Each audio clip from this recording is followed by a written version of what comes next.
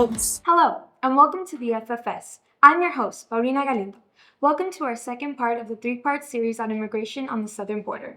Last week, we discussed the history of immigration, starting with the bathhouses in El Paso, and then the Bracero program, and ending with the post-9/11 crackdown on immigration.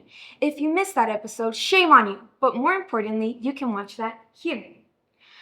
Once you get caught up, come back and join us. It's okay, we'll wait for you. Go. Okay, everyone back? Good. Let's dive in with tonight's topic, immigration. What's the current situation on the border, and why everything your drunk Uncle Lester posts on Facebook is bullshit. Yeah, we recycle jokes here. Deal with it. I'm pretty sure that's the same stock image we stole off the internet last week, too. In 2015, Captain Cheeto announced his candidacy for president, shortly after giving the now infamous speech we showed last episode about migrants being rapists and murderers. We're not going to show that again. There's no need to beat a dead horse. Who am I kidding? That's what we live for. Here it is. They're bringing drugs, they're bringing crime, they're rapists, and some, I assume, are good people. That kicked off nearly a decade of disparagement and dehumanization of migrants. And sure, there is a surge at the southern border, but it's hard not to be afraid when the headlines are screaming at you like this. Kinney County Sheriff Brad Coe. Sheriff, thank you for joining us this morning. You are not a rookie. You've been on the force 37 years, and you say you have never seen this volume of illegal migrants coming across our border. Good morning. No, in my time here in Kinney County, I have never seen it like this. I've never seen large groups walking through here, and the amount of smuggling going on is just unprecedented. If you declare an invasion, or if the governor declares an invasion and supports you in that, what happens then? Well, to be honest with you, not really sure. Excuse me. We're doing everything we can. I'm doing everything I can to protect the people, the residents of my county. We're declaring this invasion, hopefully to get some relief from the governor's office and hopefully from the federal government. Yosemite Sam there claims he's never seen an invasion like this. But wait, something isn't adding up. Look at this graph here.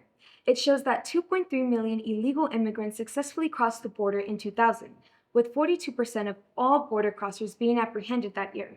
Simple math says, carry the 1 and then multiply by 8. Okay.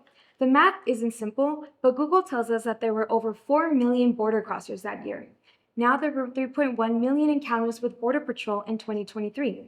That may seem like some huge numbers, but with border security ramped up so much in the last few years, it's estimated that Border Patrol stopped nearly 85% of all people trying to cross the border. So that means, you're gonna make me do math again? So that means there were 3.8 million border crossings in 2023. Last I checked, 3.8 is less than 4. So if Fuckface McGee really was on the job for 37 goddamn years, how the fuck did he miss 200,000 people crossing in 2000? Where was his outrage then?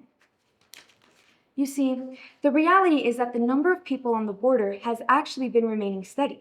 It's actually our enforcement that has increased, and while we're apprehending these people, we have nowhere to put them. This leads to images like this. Before this ramped up in enforcement, people would cross the border and then filter into the rest of the country. But now they're stuck here while Border Patrol has no plan on what to do with them. Because while the right has made border enforcement a priority, fucking dealing with people right after they've been apprehended was an afterthought and apparently not a concern. The reality is that they don't want to solve this crisis. They don't want to fix this, because as long as they can say garbage like this, the votes keep rolling in. The governor of Texas, Greg Abbott, Republican governor there. Thanks so much for joining us on this Super Tuesday, Governor. Let's get right to it. I want to talk a little bit about policy here. You're on the cutting edge of what voters say is one of the top issues in this election, immigration. And President Trump has, pledged as a policy matter that if reelected, he would immediately launch the largest domestic mass deportation operation in U.S. history, as aides are talking about using the military, setting up mass deportation camps in Texas. Do you support that? Do you think the American people support that? So what Donald Trump supports doing is actually enforcing the laws of the United States of America that already exist, that Joe Biden could enforce if he wanted to, but he's not doing it. And what President Trump will do is even more than what he did during his first term in office, and that is he will use every tool available to him to, one, actually secure the border, 2, to deny illegal entry, 3, to send back to countries those who came across illegally, and then 4, by doing so, establish a legal asylum and immigration process as opposed to the storming the gates that exist right now, especially by people who are criminals, by people who are known terrorists. We are dealing with extraordinary dangers today that have never existed in this country before, with known terrorists coming across our border. And Joe Biden is doing absolutely nothing about it. According to this article on Texas Monthly, whipping up a panic over migrants is his personal cheat code. Hundreds of Texans died because of mismanaged power grids during a blizzard? Cheat code, migrants, all better. But Paulina, what about all the crime these migrants bring? Well, let's fucking talk about that. Just into our newsroom tonight, a man is behind bars and faces a felony charge in the death of a woman from Grand Rapids. Yeah, it's after 25-year-old Ruby Garcia was found dead on US 131 over the weekend. Police say she was shot multiple times. Now we're also learning a lot about the suspect in this case. 25-year-old Brandon Ortiz Vita. News Channel 3's Autumn Pitcher joins us from Grand Rapids. And Autumn, police telling you that the suspect wasn't supposed to be in the U.S.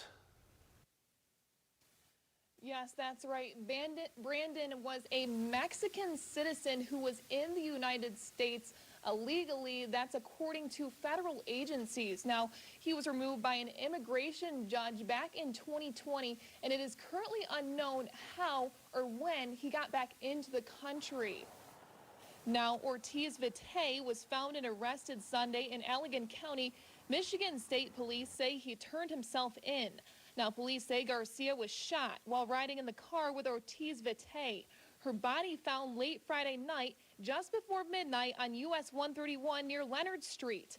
Ortiz Vite was charged today with felony murder, open murder, carjacking, carrying a concealed weapon, and felony firearm. Police say the two had a romantic relationship and domestic violence played a role. Holy shit, right? What the fuck? And that's absolutely terrible. But you're only seeing the outliners there. The real truth is that most migrants are just looking for a better life and hoping to find it here in this country. In fact, this report from Stanford found that immigrants were 40% less likely to commit crimes than the people born here. 40% is huge. That is a massive number. That is way more than a statistical blip. That's like saying the UTEP football team finished their season with 28 points in their final game. While that did happen, Liberty scored 40% more than you. Didn't they? You see, according to the experts, migration has no discernible impact on crime in America. The truth is, we were unable to find any city with a measurable increase in crime due to migrants. In fact, crime rates are trending downwards across the whole country. The sad reality is that most of the violence on the border is caused by the over-militarization on the border. Take this incident from just the other day, where an Indiana National Guard member shot a migrant here in El Paso. The National Guard is being tight-lipped about what happened, but you have to ask yourself, what in the fuck is the Indiana National Guard doing on the border here in El Paso? Indiana, shown here, is famously nowhere near Mexico. Looks like Governor Holcomb needs a cheat code as well. So, if they're not bringing crime, what is the major issue with migration on the border? Fucking racism. Like the orange Adolf Twiddler said, They're poisoning the blood of our country. That's what they've done. now we are aware of Godwin's law and the infamous saying that the cesspool of humanity, the internet, that if he mentions Nazis in an argument, you already lost. But when you quote Adolf fucking Hitler and you instruct your border patrol agents to number the migrants just like the Nazis did, the comparison is warranted, and somebody needs to fucking say something. To make matters even worse, Trump claims that he had no idea Hitler even said that shit. That means he came to the same conclusion as Hitler all on his own, and that should fucking scare you, not a bunch of people trying to look for a better life. We need to take down the Statue of Liberty because it's a fucking lie. Apparently, we no longer want your tired, your poor, your huddled masses. And with that, I'm Paulina. Make sure to tune in for next week's episode, the final part in our series, what you can do about the issues on the border. Thank you. Good night.